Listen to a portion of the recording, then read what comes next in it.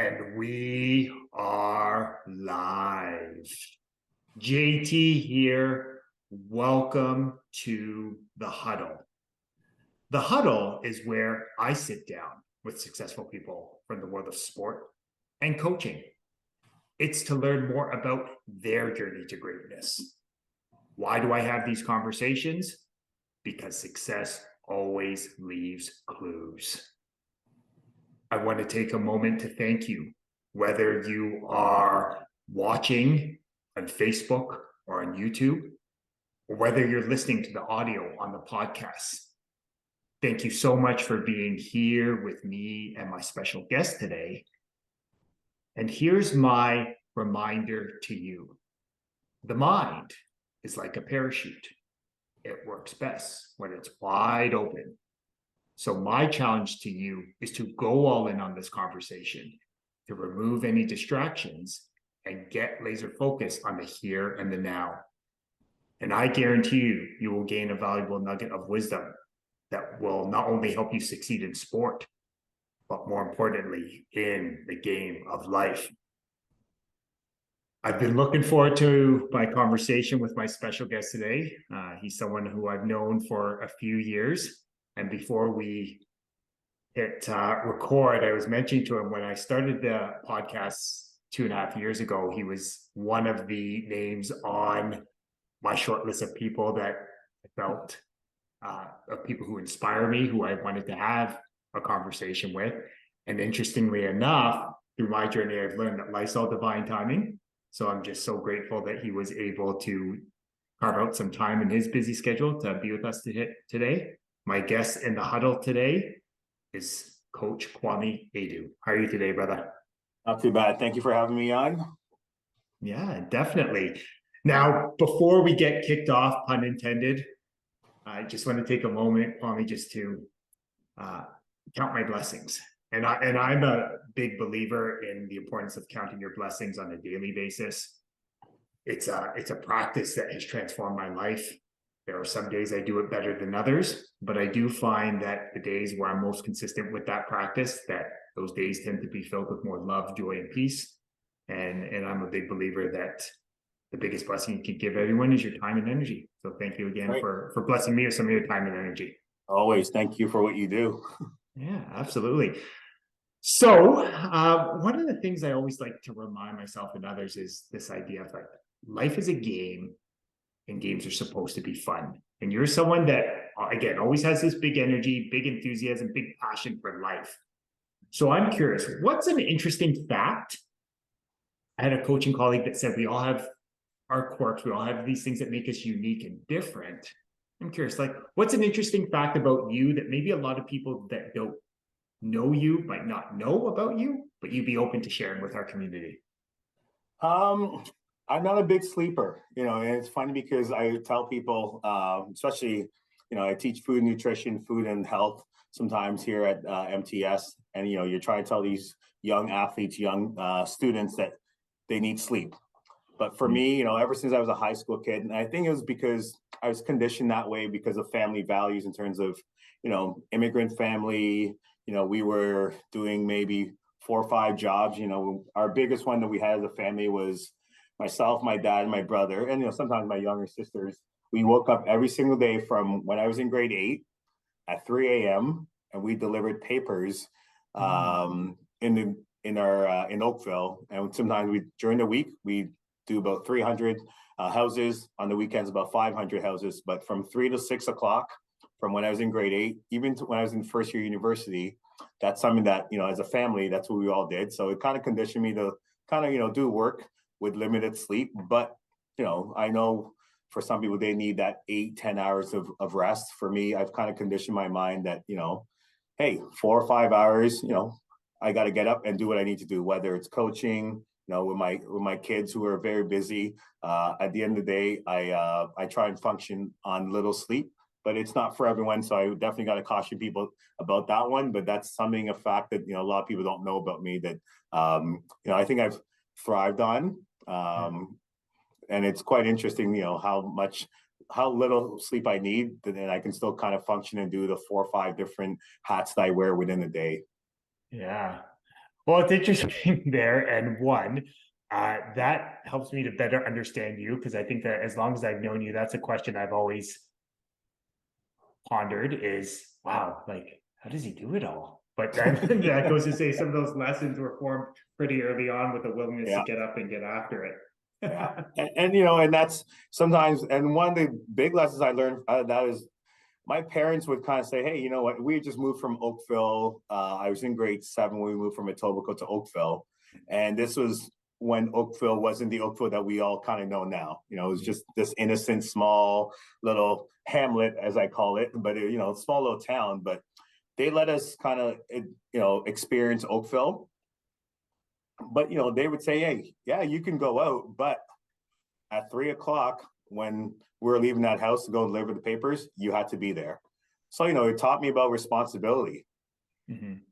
Yeah. So it was just one of those life lessons that I try and tell kids, hey, you have your responsibilities. If you're able to do that, then you're going to get those rights. In the classroom, that first day of school and day one, I always kind of write on the board R and R, right? Rights and responsibilities. A lot of times in our society, a lot of people know their rights, but they don't know what their responsibilities are, or they don't do it, but they still want that right. Mm-hmm.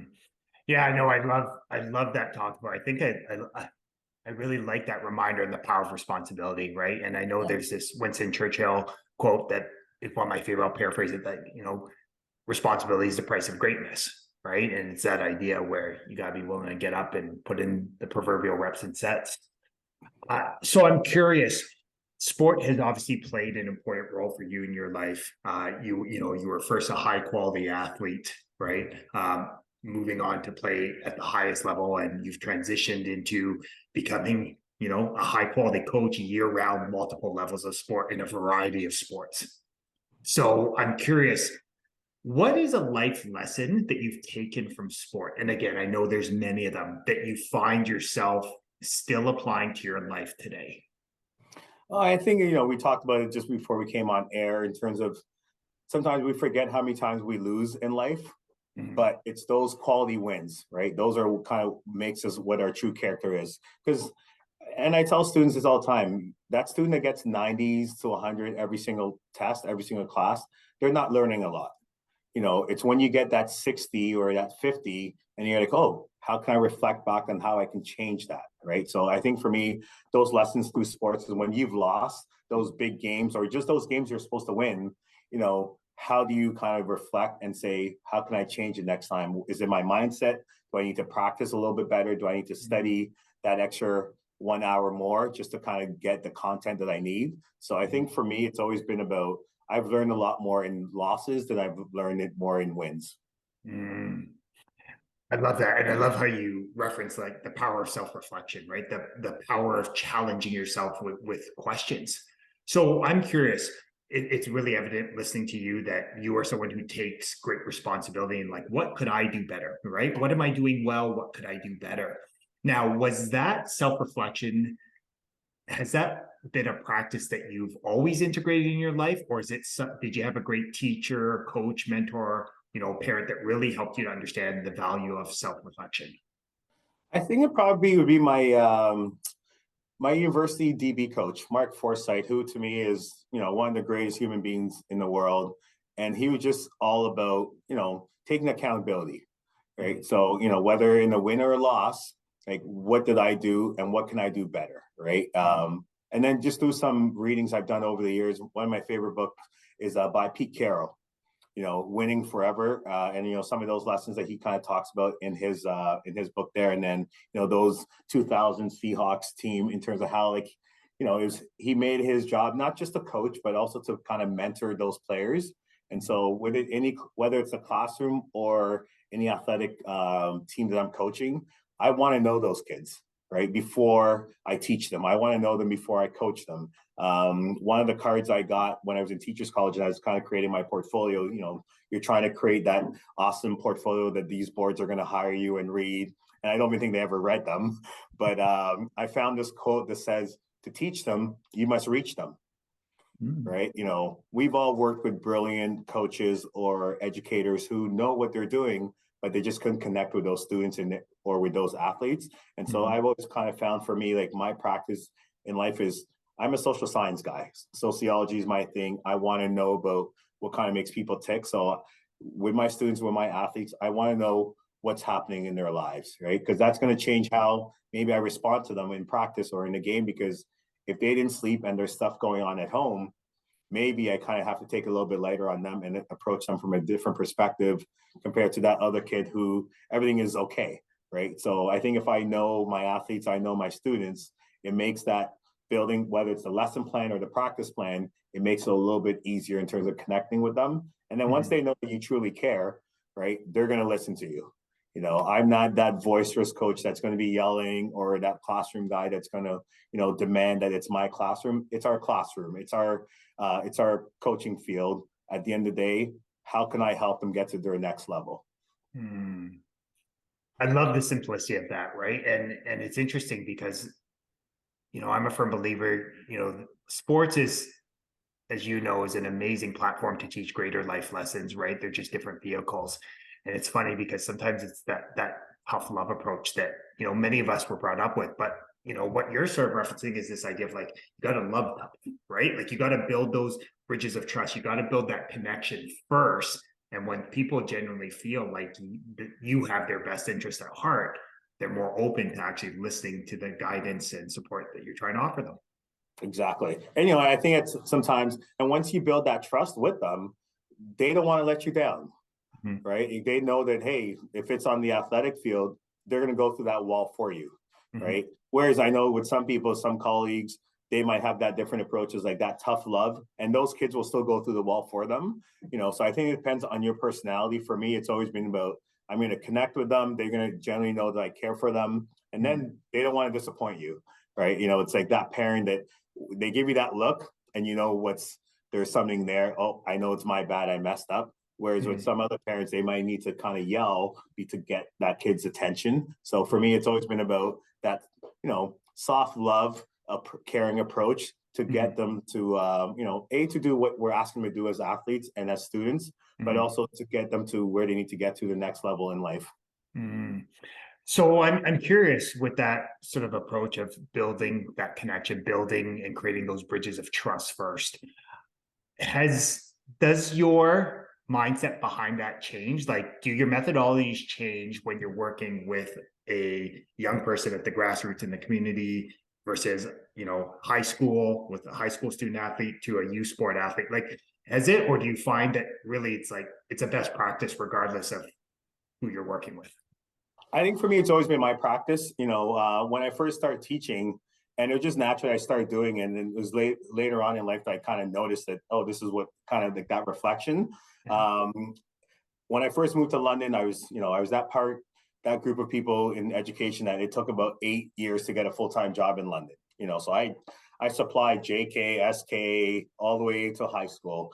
But you know, at the time I was working at Lululemon, and I always would put my lunch bag in my small Lululemon bag. But at the time, you know, I was helping coach at McMaster and do some recruiting, and I always had my McMaster bag. So I always found that I always connected with kids in the classroom because of those two things.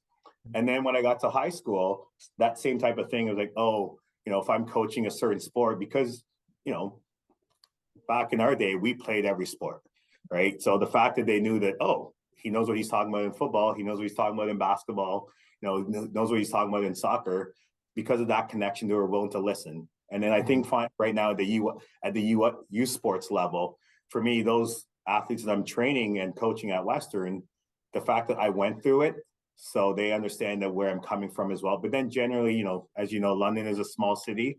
You know, you're going to see a lot of these kids out in the community. A lot of them are starting to look at maybe education as a pathway for them. And so that connection I have with them right now is kind of, you know, so at the end of the day, connection's always been kind of like my big thing when it comes to, you know, I think any of my personal relationships I have with people, whether it's through coaching, education, whether at school with my colleagues or the students, or even admin, just kind of having that connection with them to kind of open the doors, you know, make that two-way communication.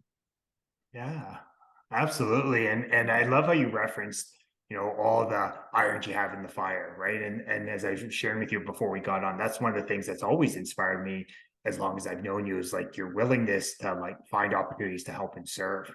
So I'm curious, you know, you have qualities that would have allowed you to create success in whatever vocation you chose.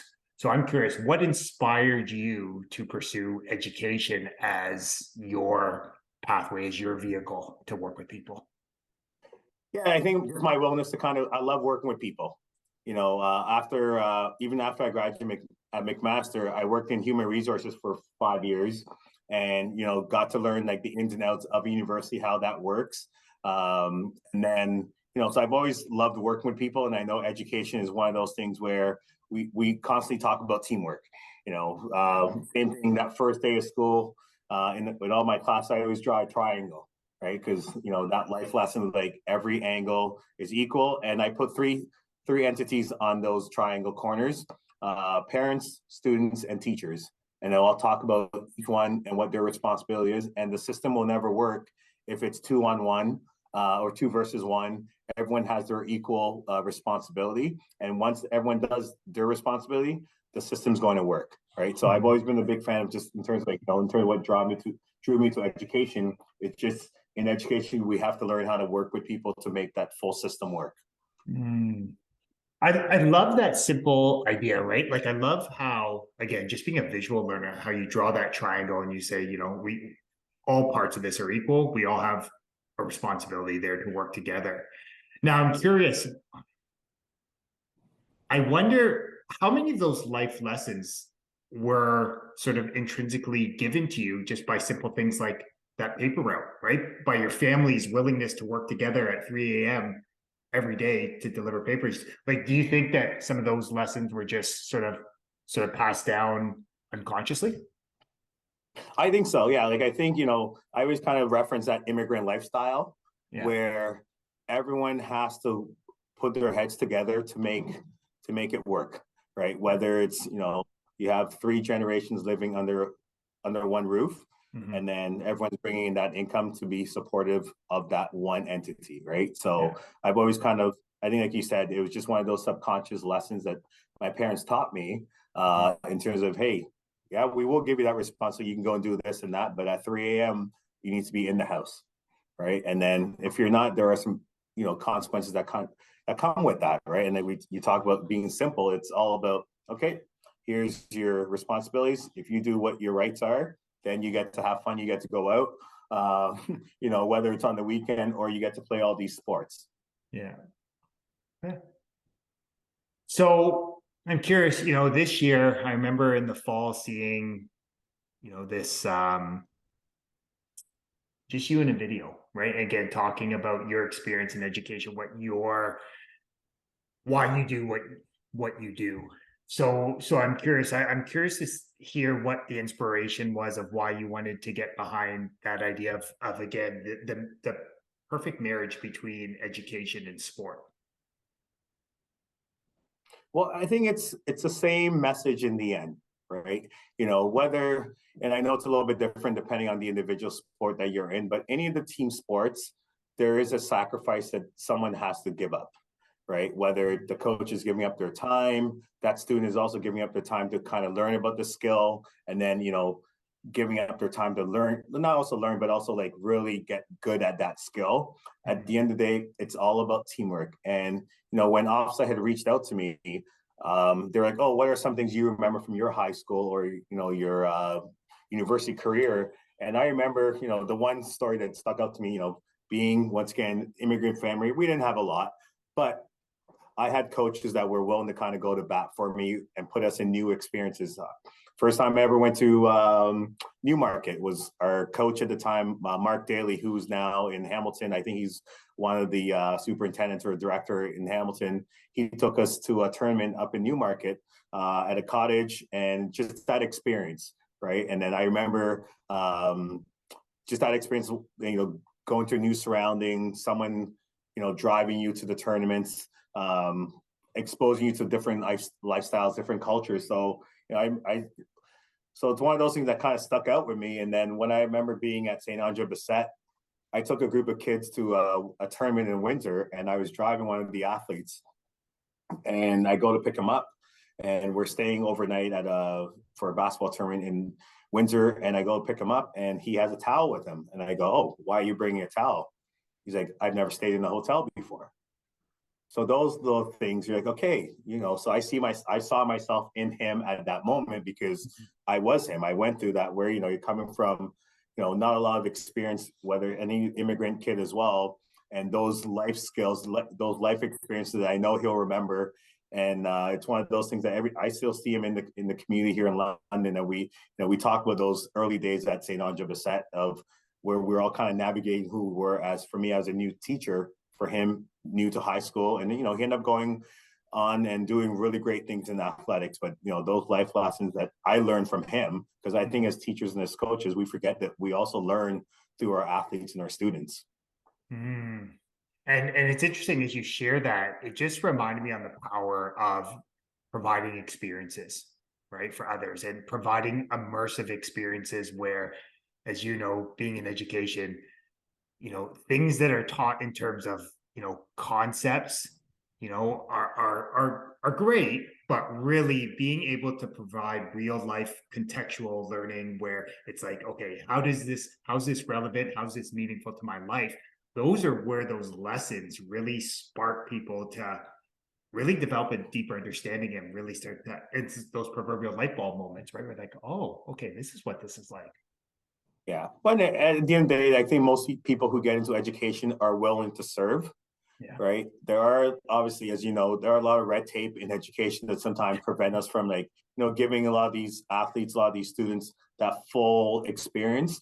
And that's the one thing that I know for myself that I've butted head with administration before, because I said, a lot of times I say, no, I think we should do this because I know the value of what those kids are going to take out of whether it's going to a tournament that's overnight or having, Relay for Life at my school here. I know those things that these students are going to remember. As much as we know that they're going to remember some of the stuff that we teach them in the classroom, it's those daily life experiences that they learn in the classroom and also outside the classroom that is what they're going to remember when they leave high school. Mm-hmm.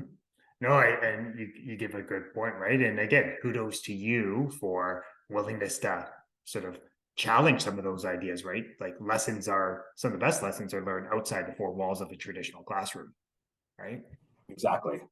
So I'm curious, we've obviously come out of an interesting, few years, right? Where the world has just, how we go about life on a daily basis, has had some pivots.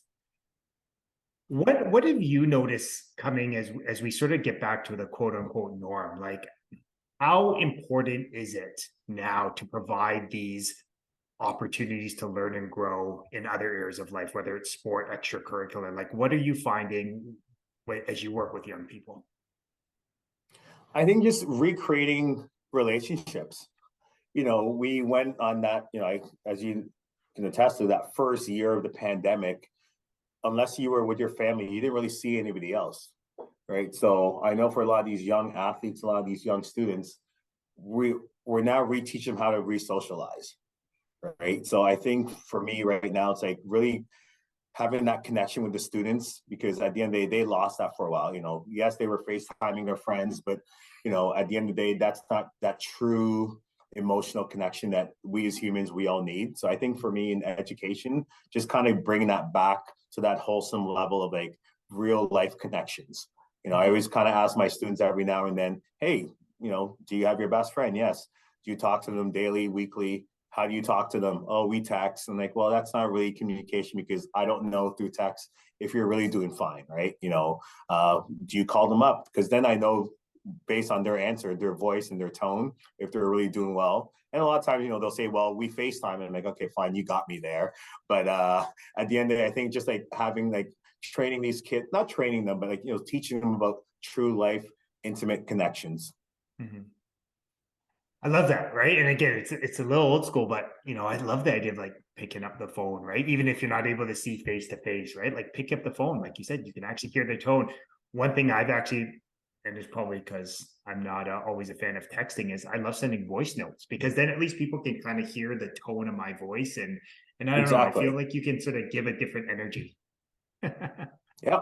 Yeah. And and that's unfortunately the good and bad of technology, right? Yeah. We've advanced so much, but we've also lost a lot of humanity out of that, right? So it's, I think in the next couple of years, whether, someone always kind of talks about in education, how much there's cell phone usage within the classroom and just even in our society, because I think sometimes adults are just as bad, right? Yeah.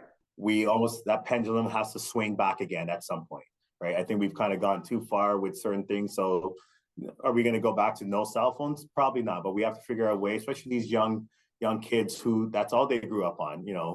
We hate to date ourselves, but we were lucky that I didn't get my first cell phone until I was in first year at McMaster, right? Some of these kids are having cell phones in grade 4, and then sometimes we can't fault them because that's the society that they're growing up in, right? So how do we take that as adults, what they know and what we know, and kind of bring it to the middle, and then teach them what is the proper usage of cell phones and technology and so forth.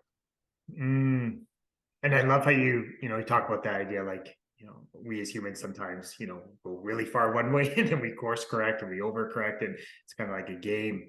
But I love it. Again, it comes back to the kind of things you talked about, right? Like the importance of actually creating meaningful human connection and the importance of understanding that we all have a responsibility here in order to figure out how to navigate the game of life.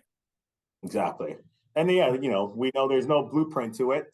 At the Mhm. end of the day, we just have to make sure, and even with disagreements in the classroom, I always say we're not always going to agree, but you have to respect the other person's opinion, Yeah. right? So and that's one of those big things I think that a lot of our young kids, because of the pandemic, even in terms of education, we kind of just pushed them through and said, oh, you know what, it's no fault of their own. And it wasn't, if you're in grade 7, now we're going to move you to grade 8. But now being in high school and seeing the effect of COVID with these grade 9s and grade 10s, I'm starting to see that, okay, you know what, maybe pushing them through wasn't the best thing, because now we're reteaching them a lot of these basics that a grade 7 or grade 8 student should have known. Yeah. Yeah, and I love how you sort of brought up this idea again, the power of self-reflection, right? Like I love how your thought process is always, like, you can tell, like you're always asking questions like, what could I do better? What am I seeing? What could I do better? I'm curious your thoughts on this. One of the things that people often ask me is like, do you miss teaching? I'm like, I still teach. I'm just doing it in a different way now, right? It's just a different stage of life. My classroom is not in a traditional sense. And one of the things we prioritize with our Team Ontario student athletes is this idea of these next play mentality sessions, like teaching them actually how to be happier, healthier, wealthier, how to have a deeper sense of calm and peace. And one of the fundamental principles whenever we do these sessions is around this idea of like you must be open to diversity of thought, right? And you talked about that. So Yeah. I'm curious from your perspective, is that something that you find as an educator we need to continue to help other people, especially young people, to understand like there is power in being able to listen to someone else's thoughts and opinions and being able to look at it and just, yeah, why do you believe the way you do, and look at it objectively? 100%. Like, and I think as humans, we always think we're right. Yeah. Right. So it's always been one of those things. I think whether it's from, I probably got it from my mom. My mom's very religious, Pentecostal deaconess. She just retired last year. But in terms of just like reflection, right? So I've always been a listener. I'm definitely that person that I want to listen to.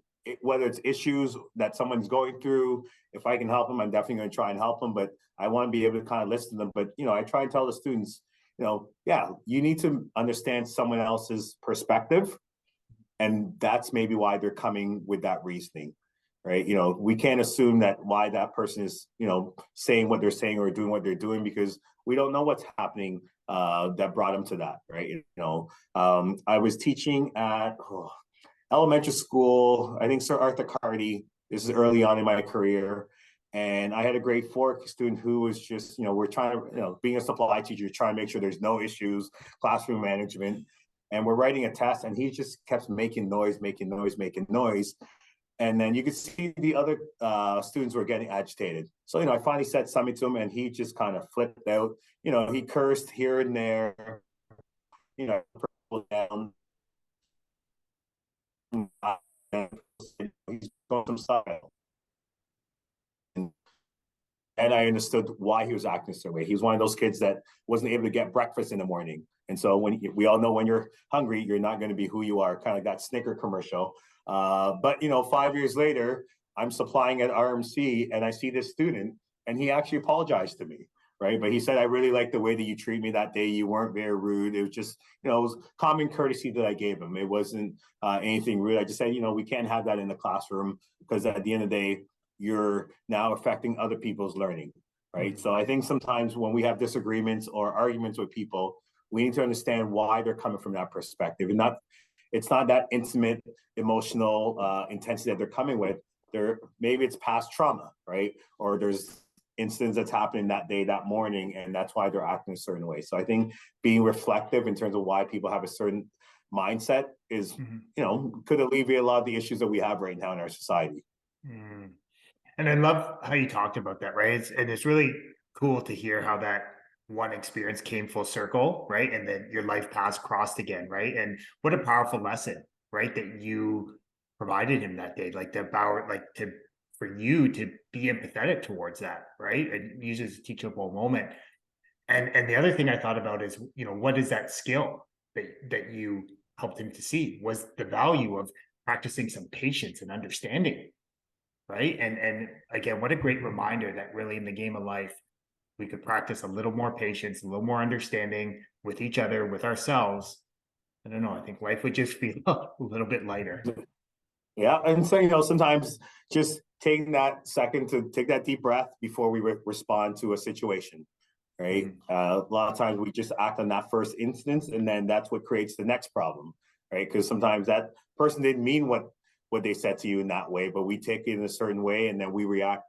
And then next, everyone's kind of like not listening because the walls goes up, right? Whether it's in the classroom, student says something, I say something back in a different tone, their wall goes up, and now they're not willing to listen to your lesson or just to your learning style, right? So it's one of those things. And now that I'm in guidance, I'm kind of seeing that in the classroom when students come down here, and every teacher has a different teaching style, and it's not going to work for every kid. It's just a matter of, okay, at the end of the day, we need to kind of take a step back and figure out how both sides. And I think in education as teachers, we forget that we're also part of that problem.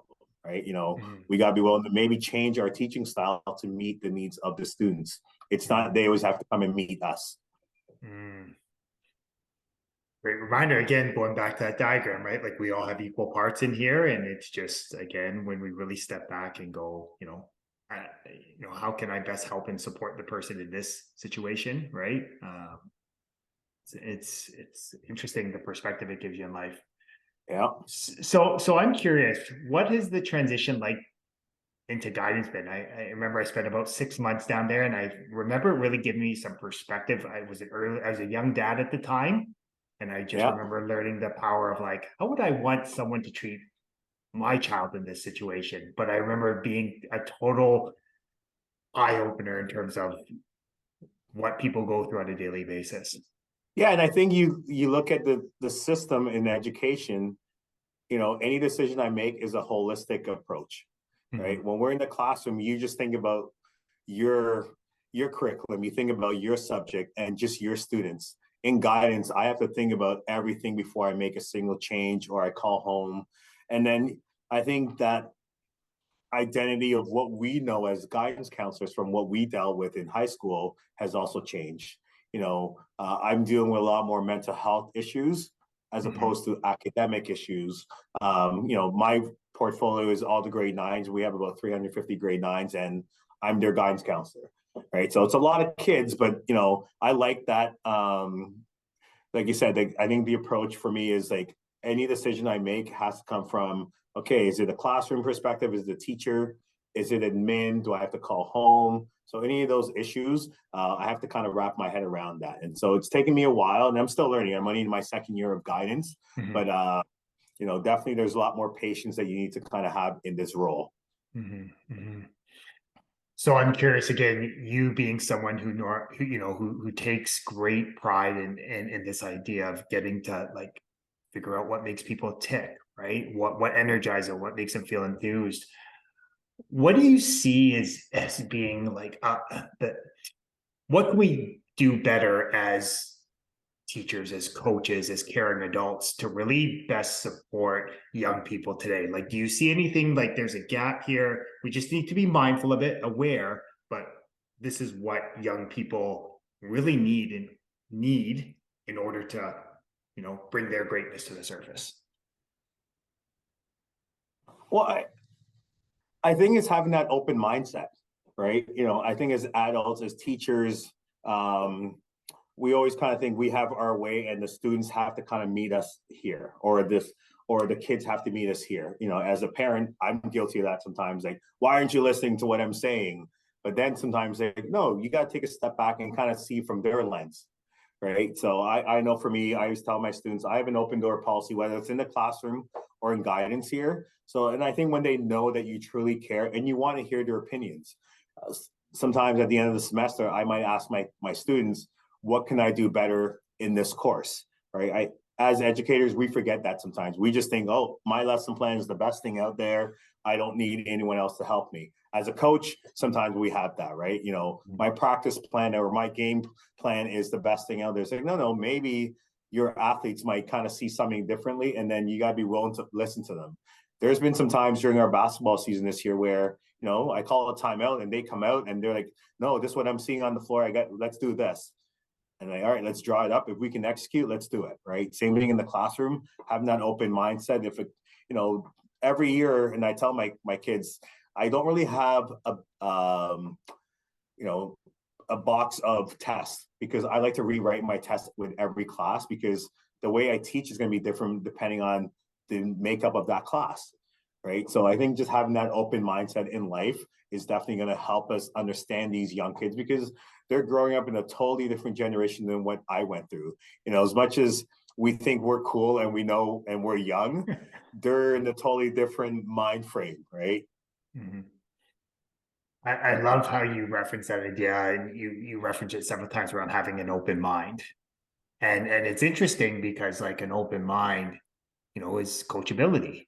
And it's interesting how if you talk to any high quality coach, they always talk about wanting coachable athletes. But I'm a firm believer that if we want coachable, open-minded, student athletes, kids, whoever the people we're leading, we must first demonstrate that to show them that we're willing to do it first, and then we'll get greater buy-in.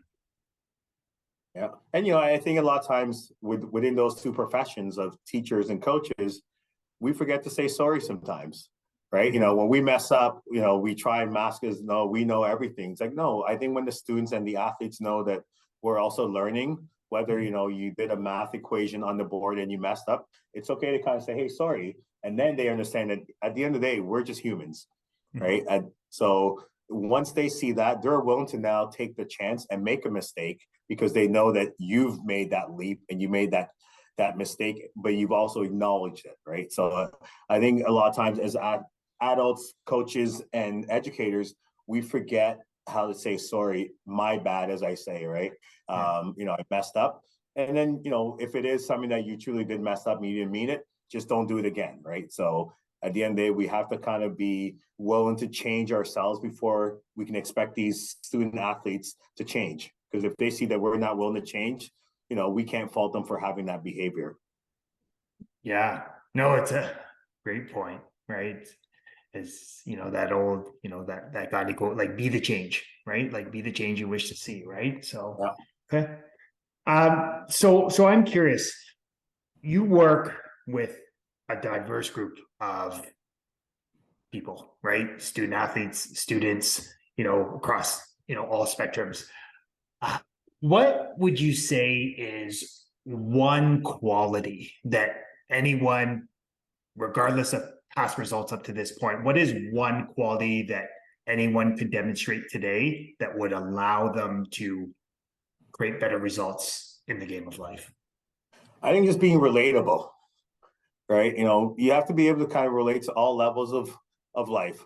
For me, like I said, didn't grow up with the most financial, family, but we were willing to kind of work, right? If you're willing to work, you can kind of get to any level that you aspire to be.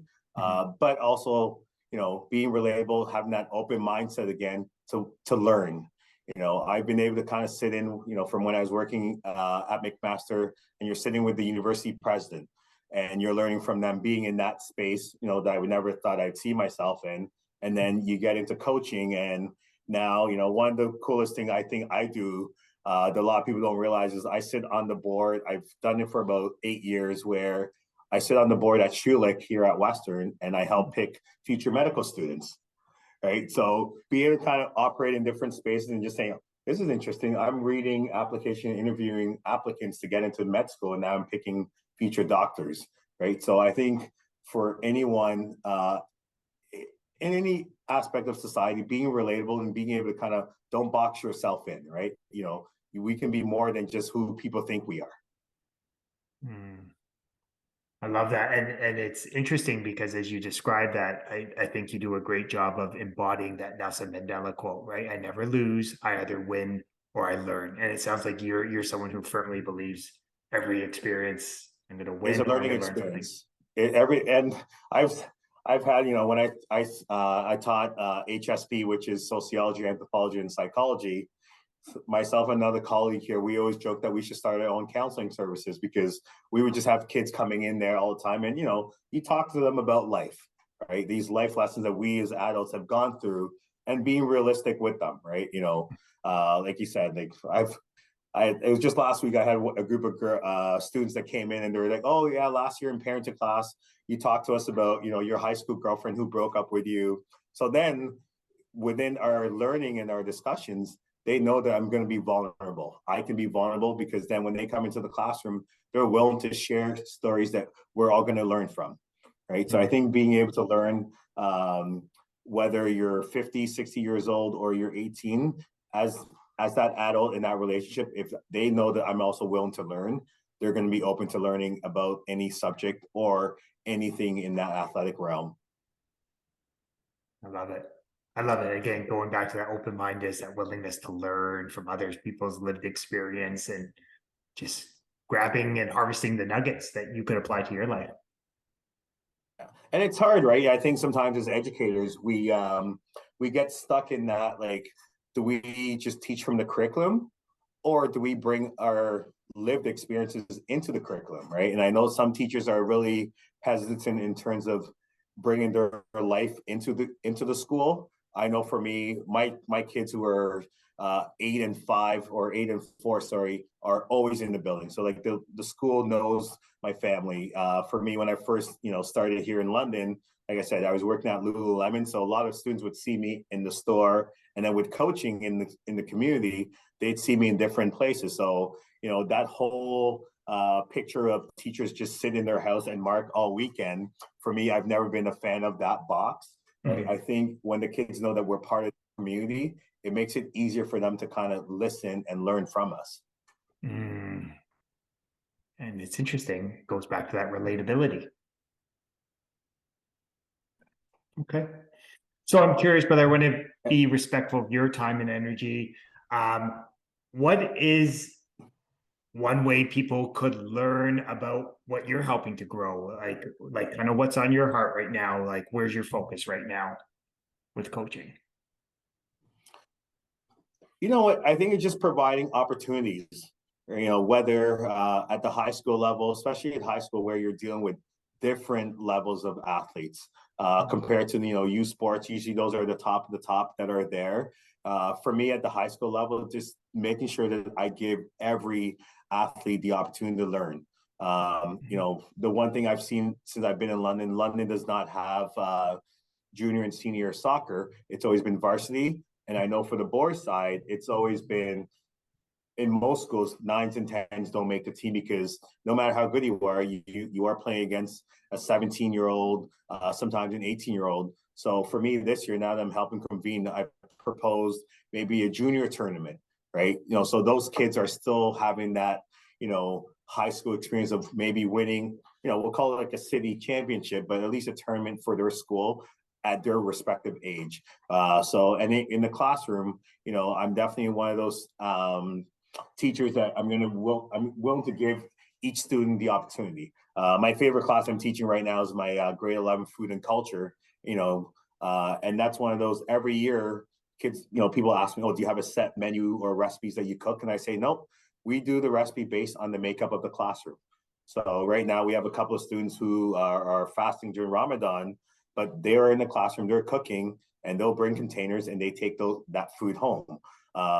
And so, we'll look at food from the Middle East. MTS here, we have a big South American population, so we'll do a lot of South American cuisine. So, I think at the end of the day, no matter whether it's coaching or teaching, I want to give the kids the opportunity to learn and experience to the best of their knowledge. I love that. And I think that just highlights why you're exactly where you're supposed to be. Like, you are an absolute gift in education because of your willingness to always make things relevant and meaningful for the peoples that you're able to work with. Yeah, well, we know without the kids, we're not in this situation, right? As educators and as coaches. So why not, do our best to give them the opportunity? Obviously, not everything that they aspire to kind of have in education and coaching or in sports is going to happen. But, if they know that we're willing to kind of go to bat for them to give them the best opportunity, whether it's going to a tournament, I know right now we're trying to work on a couple of field trips for my food and culture class, going to Covenant Market and learn about all the different shops over there. But just the willing to kind of give them the experience, then at the end of the day, and I call it, that pay it forward, right? At the end of the day, I had coaches that were willing to kind of go to bat for me. I think I'm in this position because my favorite coach was also my guidance counselor, Mr. Melissa. And then, the other coach, Mr. Daly, who's now the president I guess he's the president at St. Mike's in Toronto. Those are all coaches that kind of went to bat for me to kind of give me the experiences. And now it's my turn to kind of pay it forward. And hopefully these young student athletes that I'm working with, whether it's at the youth sport level or here at the high school level, they kind of get into the, not the profession of education, but just the profession of service, of servicing others in terms of giving them life opportunities. I think that's a great way to end our conversation, Kwame. I really want to just take a moment to thank you, brother, and acknowledge you. I want to acknowledge you for the great man you are, the great husband, right? The great dad, son, brother, teacher, coach, mentor, but more importantly, the amazing human being you are. As I mentioned at the start of our conversation, you are always someone that's always inspired me. Again, there's an energy, enthusiasm, a passion you have for life that I don't know is rare in this world.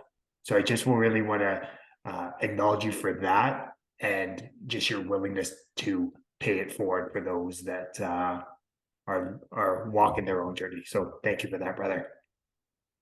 Well, thank you. And, I was one of those people that kind of asked that question early on, why is he leaving teaching, right? But I think you are definitely doing the thing that you were meant to do in terms of giving people the opportunity to learn at all different levels, whether it's the Team Ontario stuff or just in the game of life, right? Because at the end of the day, I think we need more people like you out there, giving people the opportunity and the space to learn. And then hopefully we get more people like you, the world's going to be definitely a better place. Okay. Thank you, brother. I appreciate that. I received that.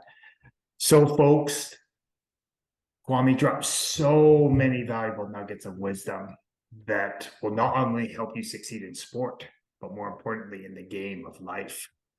But as I like to remind you every week in the huddle, knowledge is potential power.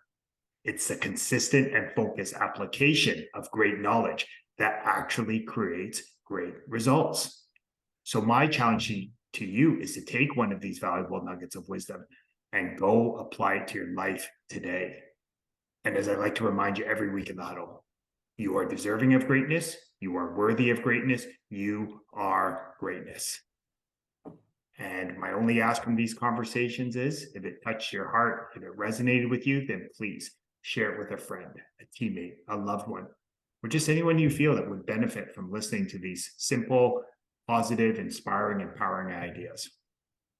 The more people we have listening, understanding, applying these simple ideas to their life, the more blessed this world will be. As always, I love having these conversations, and I will see you next week in the huddle.